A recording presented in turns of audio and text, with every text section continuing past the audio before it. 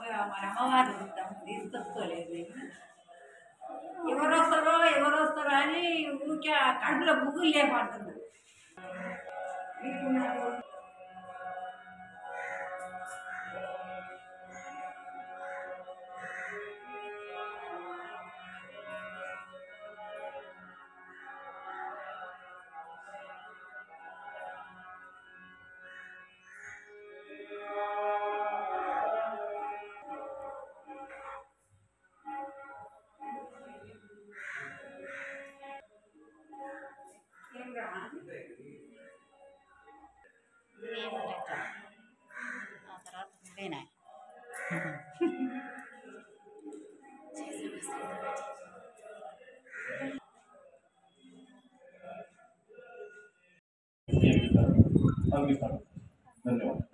गायत्री माता की भगवान की वेद भगवान की भारतीय संस्कृति की भारत माता की सत्यनाथ धर्मान की परम पूज्य गुरुदेव की करुणा माता जी की भक्त मार्कंडेय गुడి की ఈ యొక్క దేవకొండ గ్రామ ప్రజలకి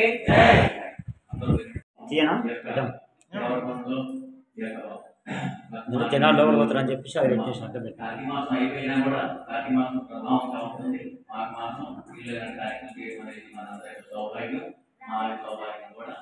ఇందులో గురువు అంటే అజ్ఞానందకారాన్ని దూరం చేసే జ్ఞానవంతుగా. గురువు అంటే ఒక వ్యక్తి కాదు, శక్తి. అట్లాంటి భారతదేశం గర్వించదగ్గ వీరు 1911వ సంవత్సరం సెప్టెంబర్ 20న అశ్విని ప్రయాణిస్తున్నాడు. ఆగ్రా ఉత్తరప్రదేశ్ ఆగ్రా దగ్గర ఆవల్కేడ గ్రామంలో బ్రాహ్మణ వంశంలో జమీందారు కుటుంబంలో జన్మించారు. వాళ్ళ తండ్రి గారు కృష్ణకృష్ణ శర్మ గారు, వాళ్ళ వేద పండితులు. వాళ్ళ అమ్మగారు శర్మ. వీళ్ళ నాన్నగారు వేద పండితులు అవడం వల్ల వేదాలు, ఉపనిషత్తులు, పురాణాలు అప్పుడు రాజుల కాలం రాజులకు కానీ ప్రజలు కానీ ఎంతో చేస్తుండేవాళ్ళు. ఈయన 1911 జన్మించిన తర్వాత 5వ తరగతి వచ్చేటప్పటికే వేదాలు, ఉపనిషత్తులు, పద్యం, పురాణాలు అన్నీ కూడా నేర్పించారు. అలాగే మన సనాతన ధర్మం ప్రకారం ఋషులు మనకి 4 వర్ణాలు, 4 బ్రాహ్మణ, వైశ్య, క్షత్రియ, శూద్రుడు. అలాగే 4 ఆశ్రమాలు ఇచ్చాడు: బ్రహ్మచర్య, గృహస్థ, వానప్రస్థ, సన్యాసాశ్రమం. ఈ 4 వర్ణాల్లో మనం ఏ వర్ణంలో జీవించమని ఇచ్చాడు భగవంతుడు. కానీ కులాలతో కొట్టుకుంటున్నాం ఏమన్నా ఎక్కువ. అలాగే 4 ఆశ్రమాలు ఇచ్చాడు: బ్రహ్మచర్య 20 సంవత్సరాలు, గృహస్థాశ్రమం 20 సంవత్సరాలు, వానప్రస్థాశ్రమం 20 సంవత్సరాలు, సన్యాసాశ్రమం 20 సంవత్సరాలు. తప్ప 4, 25, 100 సంవత్సరాల ఆయుష్తో భగవంతుడు మనకు సృష్టి చేసి ఇలాంటి వర్ణాలు, ఇలాంటి ఆశ్రమాలు ఇచ్చాడు.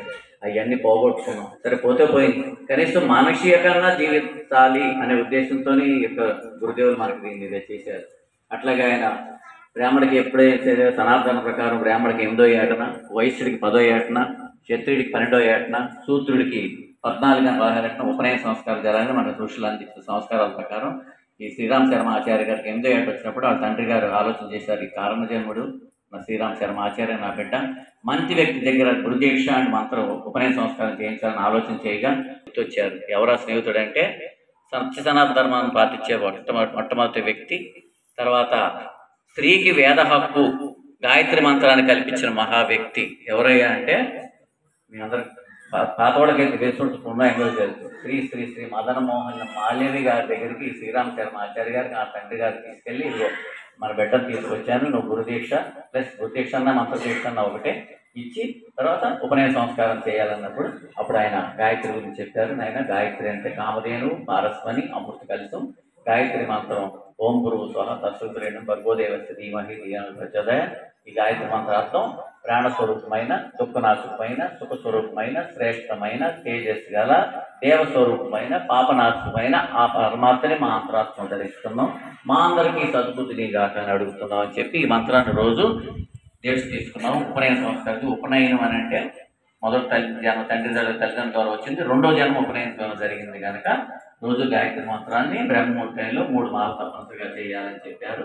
ఒక మాల నీ కోసం, ఒక మాల నీ కుటుంబం కోసం, ఒక మాల సమాజం కోసం అని చెప్పి కానీ అట్లా ఆయన మంచి విశేషాలు తెలుసుకొని ఆయన సందేహాలు తీసుకొని శ్రీరామ శర్మ ఆచార్య గారు ఇంటికి వచ్చేసి 2వ రోజు నుంచి అలా వాళ్ళ ఇంటికి స్కూల్కి వెళ్తూనే బ్రహ్మముహూర్తంలో జపం చేసుకునేవాడు, దేవుడు వెలిగించుకొని జపం చేసుకుని అట్లా ఆయన 8వ ఏట నుంచి 15వ ఏట వరకు చేసుకుంటూ 15వ ఏట 1926 సంవత్సరం వచ్చింది. ఆ రోజు వసంత పంచమి. ఆ రోజు ఇలాగే జపం చేసుకుంటూ ఉండగా ఆయన దీపం వెలిగించుకుంటే ఆ దీపంలోంచి ఒక మనిషి ఆకారం ఆయనకి దర్శనం ఇచ్చింది. చిన్నపిల్లవాడు దేవుడు నుంచి మనిషి రావడం ఏంటని భయపడుతుంటే ఆయన పూర్తిగా దర్శనం ఇచ్చి, నాయన నా పేరు సర్వేశ్వరానంద అంటారు, మీరు ఇప్పుడు పుట్టి 730 సంవత్సరాలు అయింది. ఆయన పూర్తి జటాదారులు అయి ఉన్నారు, తర్వాత దిగంబరంగా ఉన్నారు, ఇంకా భయపడుతూ ఉన్నాడు.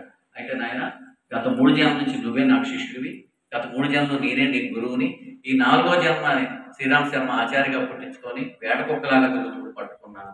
అంటే గురువులే శిష్యులు ఎత్తుకుంటూ వస్తారంటానికి మహానుభావుడి దర్శనం. ఆయన ఇంకా చిన్నపిల్లవాడు నుండి భయపడుతూ ఉంటే శ్రీరామ శర్మ ఆచార్య గారిని యోగనిద్రలోకి పంపించి గత 3 జన్మలు చూపిస్తారన్నమాట. ఫస్ట్ జన్మ శ్రీరామ శర్మ ఆచార్య 11వ శతాబ్దంలో సంత్ కబీర్ దాస్, 2వ జన్మ 16వ శతాబ్దంలో సమర్థ గురు రామదాస్ అంటే ఛత్రపతి శివాజీ గురువు, 3వ జన్మ 19వ శతాబ్దం రామకృష్ణ పనులు చేయించుకున్నాను. తర్వాత సమర్థ గురు రామదాస్గా ఉన్నప్పుడు నీ చేత ఏమో పనులు చేసుకున్నాను, ఛత్రపతి శివాజీకి నేను ఎలా కట్టుకు ఇప్పించాను, సనాతన ప్రకారం ఎలా చేయించాను అన్నీ చూపించారు. అలాగే రామకృష్ణ పరమహంస ఉన్నప్పుడు ఏమేమి పనులు చేయించారు అన్నీ ఒక సినిమా రైలు లాగా చూపించారు. నాకు సమయం లేదు కనుక ఎక్కువ చెప్పుకోవట్లేదు. అట్లా చూపించిన సంతోషం. అయితే నీకు కొన్ని పనులు చెప్పడానికి నీకు దర్శనం ఇచ్చాను, నీ చేత ఇంకా సాధన చేయించి కొన్ని నీకు సమాజంలో కూడా పనులు చేయించడానికి దర్శనం ఇచ్చాను వచ్చానమాట. ఫస్ట్ నియమం ఏంటంటే ఈ జ్యోతిలోనే నీకు దర్శనం ఇచ్చా కనుక ఇది అఖండంగా వెలుగుతున్నాను. అది 1926 నుంచి ఇప్పటికీ వెలుగుతూనే ఉంది. ఇప్పుడు 95 సంవత్సరాలు అయిపోయింది. రేపు 2026కి 100 సంవత్సరాలు అవ్వబోతుంది. దాని శతాబ్ది నిమిత్తం కూడా మేమందరం ఆహ్వానిస్తానికి కూడా వచ్చాము. ఇక రెండవ నియమం ఏంటి అంటే నీ తండ్రి జమీందారులు నీకు కొన్ని కోట్ల ఆస్తి వారసత్వంగా సంకల్పిస్తుంది, అది సమాజానికి ఇచ్చే నీ దగ్గర ఇంట్రెస్ట్ ఉండడానికి. మూడో నియమం ఏంటి అంటే ఇప్పుడు దాకా నువ్వు గాయత్రి మంత్రం అంటే 66 × 108 అంటే ఒక పురస్చరణ 24 లక్షలు అవుతాయి. 24 సంవత్సరానికి 24 లక్షల చొప్పున ఒక పురస్చరణ అవుతుంది 24 లక్షలు చేస్తే. అలా 24 లక్షలు సంవత్సరానికి 24 లక్షల చొప్పున ఒక పురస్చరణ చొప్పున 24 సంవత్సరాలు చేయాలి. ఇక ఆఖరి నియమం ఏంటి అంటే ఇప్పుడు దాకా నీకు ఎటువంటి ఆహారం తీసుకుంటామో నాకు తెలియదు కానీ గో సంస్కార ఆహారంతో 24 సంవత్సరాలు తీసుకోవాలి. గో సంస్కారిత ఆహారం అంటే వాళ్ళకి బ్రాహ్మణులు గోవులు ఉన్నాయి కనుక గోవుకు స్నానం చేయించేవాళ్ళు పూజ చేసి దానికి 1 కేజీ జొన్నలు కానీ గోధులు కానీ తెప్పించుకోవాలి. దాన్ని మళ్ళీ ఆ గింజల గోమూత్రంలో కడుక్కోవాలి, ఎండబెట్టి పిండి చేసుకొని రొట్టి చేసుకొని నిప్పుల మీద నుంచి కాల్చుకొని తినాలి. దానిలో మళ్ళీ ఉప్పు తీపి పులుపు నెయ్యి నూనె కారం లేకుండా తినాలి. ఆహారం 24 సంవత్సరాలు ఇదే. అట్లాగే ఈ ఆవు నుంచి తీసిన పాలు నువ్వే తిప్పుకొని తోడు పెట్టుకొని ఒక మజ్జిగ మాత్రం ఒక నీళ్లు పోసుకొని మజ్జిగ మాత్రం తాగాలి, 1 గ్లాస్ మాత్రం. దానిలో మళ్ళీ ఉప్పు పంచదార నిమ్మకాయ ఏం పెట్టుకోవడానికి లేదు. ఇలా 24 సంవత్సరాలు 24 మహాపురుషులు గాయత్రి చేయాలి. ఇదే ఆహారంతో ఉండాలి. ఈ అఖండ జ్యోతి అఖండంగా వెలుగుతుండాలి. దాని ముందు సాధన చేశారు. నీ తండ్రి నాస్తిని తీసుకుని సమాజానికి ఇచ్చేయగలగాలి. ఇది చేయగలవా? పోయేసి నా గురువు నా 3 జన్మలు చూపించావు, నేను ఏమేమి పనులు చేపించావు, నేను ఎందుకు చేయలేను? కానీ నాదొక చిన్న సందేహం, నేను ఇంత కఠినమైన సాధన ఎందుకు చేయాలి? నా జన్మలు చూపించావు మంచిదే, నాకు శ్రద్ధలు చూశాను ఎత్తుకుంటూ వచ్చానన్నావు మంచిదే, కానీ ఇప్పుడు నేను ఇంత కఠిన సాధన ఎందుకు చేయాలి? మంచి క్వశ్చన్. శిష్యుడి యొక్క జిజ్ఞాస ఇలా ఉండాలని చెప్పి ఆయన భారతదేశం జగద్గురు స్థానాన్ని కోల్పోయింది. ఋషుల యొక్క సాంప్రదాయం సంస్కృతి సాంప్రదాయం ఎవరు పాటించట్లేదు. నేను నాదని బతుకుతున్నారు. ఇక సంస్కార పద్ధతులు కూడా లేరు. భార్యాభర్తలు పేరుకెళ్ళి పెళ్లి ఎవరో వచ్చింది పెళ్లి చేసుకుంటున్నారు తప్ప ఒక ప్రేమ ఆప్యాయత లేని సంస్కృతి సాంప్రదాయాలు లేని యాంత్రిక జీవితమే జీవిస్తున్నారు. కలియుగం యొక్క యాంత్రిక జీవితం జీవిస్తున్నారు తప్ప సనాతన ధర్మం యొక్క ఆర్ట్ ఆఫ్ లివింగ్ ఎవరు జీవించట్లేదు. కనుక ప్రతి మనిషిని దేవతగా చేయాలి అంటే నువ్వు ఈ సాధన చేసి శక్తివంతులైతే ప్రతి మనిషి దేవతగా చేస్తావు. కానీ ప్రతి మనిషి దేవతే, దారి తప్పి ఉన్నారు. ఆ దారి తప్పిన మనిషిని దేవతగా చేసి మళ్ళీ నరుడే నారాయణగా తయారు చేసే ఒక ఆధ్యాత్మికంగా నువ్వు తయారవ్వాలంటే ఇప్పుడు ఇదివరకు చేసిందంతా నీకు కొన్ని సమాజంలో పనిచి ఇప్పుడు ఇంకా సమాజాన్ని ఇంకా ఈ వ్యాప్తం యేన చరాచరం తత్పదం దర్శితం యేన తస్మై శ్రీ గురవే నమః. మాతృవత్ లాలయిత్రీ చ పితృవత్ మార్గదర్శికా నమో సుసత్తాయే శ్రద్ధా ప్రజ్ఞాయుతా జయ. ఓం శ్రీ గురవే నమః. ఆవాహయామి స్థాపయామి ధ్యాయామి. మాత దేవమాత విశ్వమాత మనందరికీ సద్బుద్ధి సద్భావం సద్యానికి గాయత్రి మాత కూడా అని చెప్తారు. మళ్ళీ పూలర్చన తీసుకోండి. ఓం మాయాతు వరదే దేవి త్రక్షరే బ్రహ్మవాదిని गायत्री छन्दसा मातः ब्रह्मयोनेन नमोऽस्तुते। ॐ श्री गायत्र्यै नमः।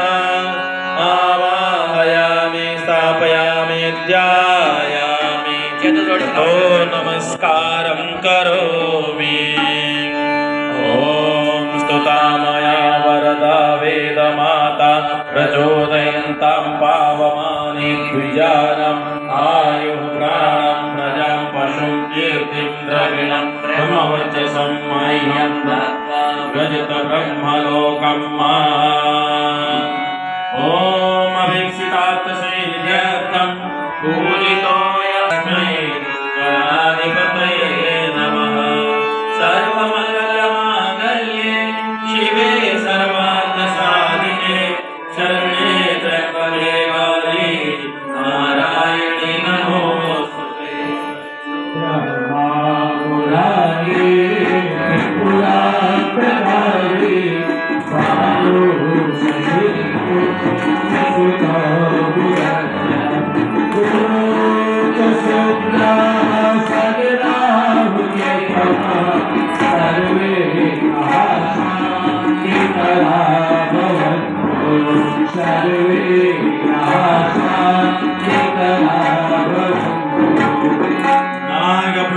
नागपृष्ठसमारूढं शूलहस्तं महाबलं पातालनायकं देवं वासुदेवं नमाम्यहम्।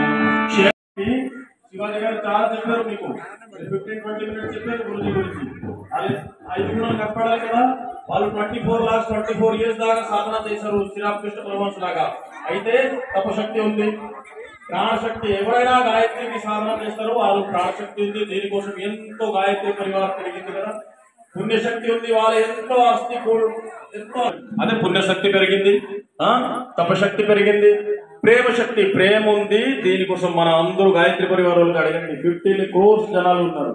15 crores పెరుగుతుంది, మళ్ళీ పెరుగుతుంది. ఆ తపశక్తి ఇస్తున్నా ఉన్నారు వాళ్ళు. ఒకటే కేవలం మొత్తం విశ్వ ప్రపంచంలో హిస్టరీలు ఇతిహాసం చూడండి, మహాభారతం చూడండి, ఎంతో శిష్యుడు ఎవరి దగ్గర లేదు, ఎవరైనా ఋషికి లేదు. కేవలం ఒకటే వేదమూర్తి తపోనిష్ట పండిత శ్రీరామచంద్రాచార్య గారు గాయత్రి చేస్తే ఎంతో శక్తి వస్తుంది. ఇప్పుడే వాళ్ళు ప్రమాణం చేశారు. వాళ్ళు ఒకటే మాట చెప్పారు, దేవుడు నేను చూడలేదు, స్వర్గం నాకు తెలియదు. కానీ గాయత్రి చేస్తే, మనుషులు జపం చేస్తే వ్యక్తికి గాయత్రి ఇస్తాం. ఆ వ్యక్తి ఋషిలాగా మారిపోతున్నారు, ఆ వ్యక్తి దేవుడులాగా మారిపోతున్నారు. అంటే అందరూ గాయత్రి చేసి దేవుడులాగా అయితే ఈ ప్రపంచం స్వర్గంలాగా అవుతుంది కదా. ఎక్కడ దేవత ఉన్నారు అదే స్వర్గం. అయితే వాళ్ళు ఏం చెప్పారు, మన సంకల్పం వినండి మీరు గాయత్రి పరివార్ని. మనిషే దేవుడు అవుతాడు, భూమి స్వర్గం అవుతుంది, ఇదే మా సంకల్పం, ఇదే మా సంకల్పం.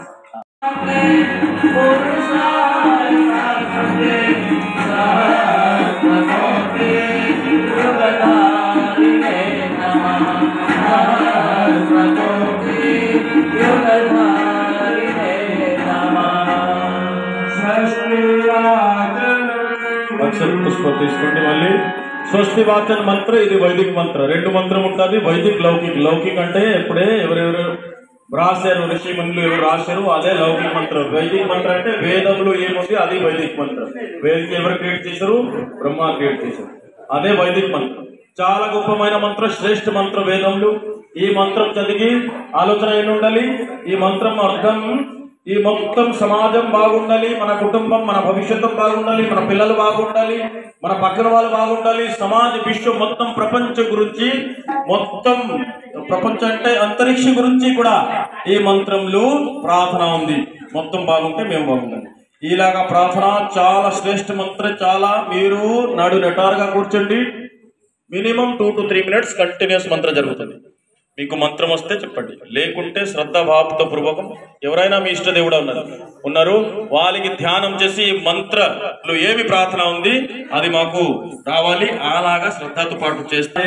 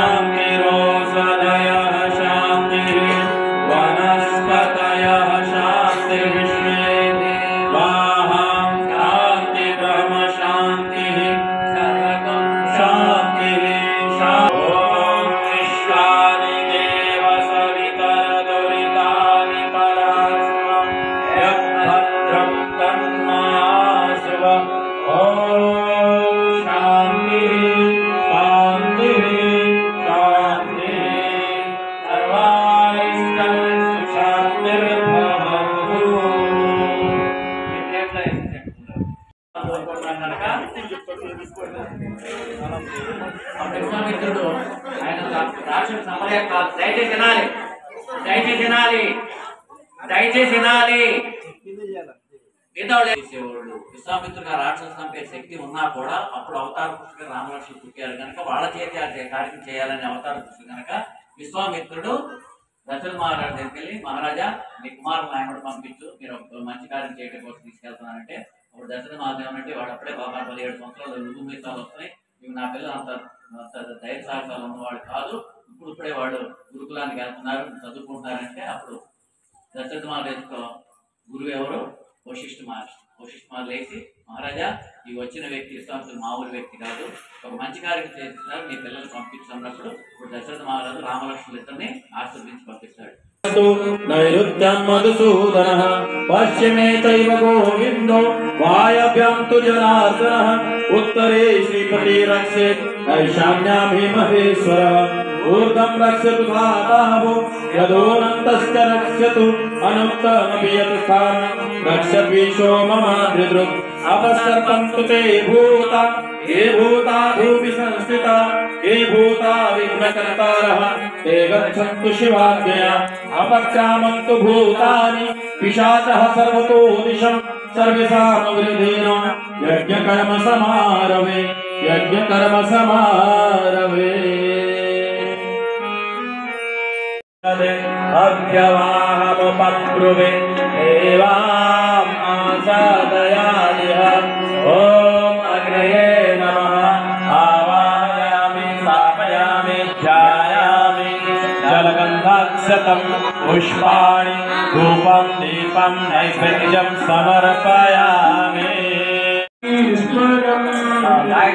అంటే ఆదిత్య చదువుతుంటారు ఈ లోపు అగ్ని తగ్గకుండా సంవత్సరం సమిధిలో వేస్తుండండి అప్పుడప్పుడు నెయ్యి వండిస్తుండండి అగ్ని ఎక్కువ ఉన్నప్పుడు పెద్ద సమిధిలో పెట్టండి మన కార్యకర్తలు